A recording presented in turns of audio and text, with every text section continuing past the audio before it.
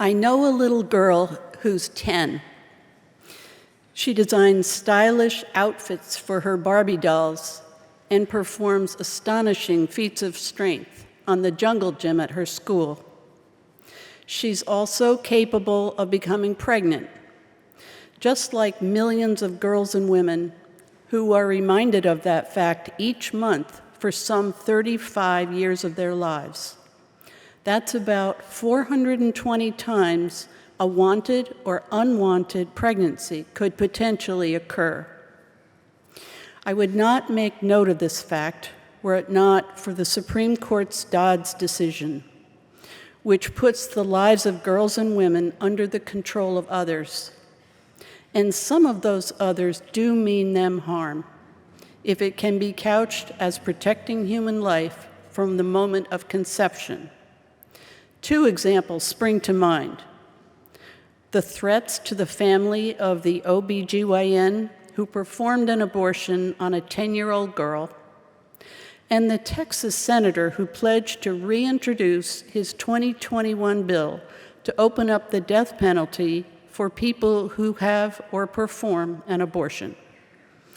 As this gentleman put it last week, any lawmaker who thinks we should weaken our pro-life laws is drinking Austin swamp water. My own story is way less dramatic, although I wouldn't have said so at the time. When the boomer generation was entering adulthood, fear of an unwanted pregnancy was in the air we breathed.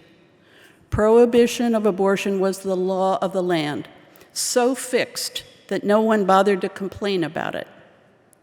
But not one of the young people I knew wanted to have a baby before they had a chance to have a job or become independent or maybe get married.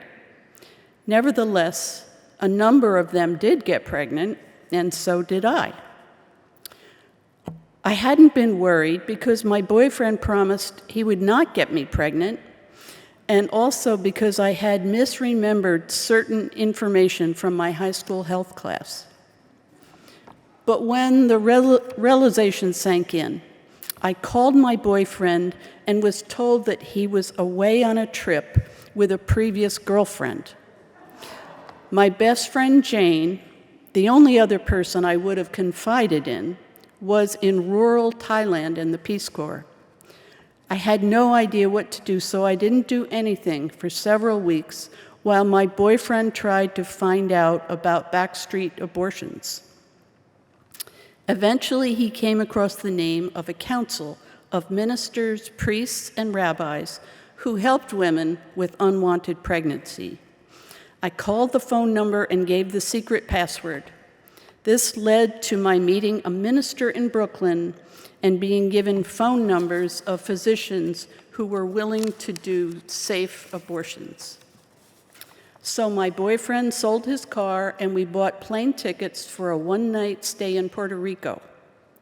The day before the trip, the doctor called me and tried to double the price, which would not have been possible.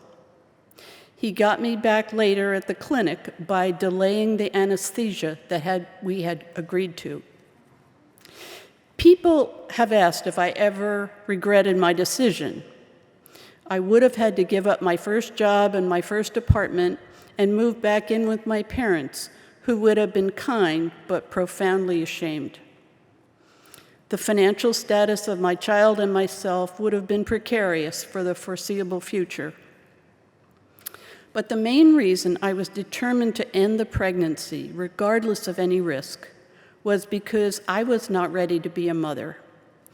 I knew even at that stage of my life that entering motherhood would be a lifetime responsibility, even if I gave my baby up for adoption, even if my child grew up and refused to speak to me. I knew then, and I know now, that motherhood lasts until your last breath. No one should have to take that on against her will.